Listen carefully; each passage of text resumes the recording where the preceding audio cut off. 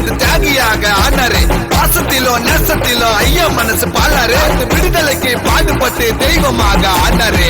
வெள்ளைக்காரனை ஓடவே விட்டாரு.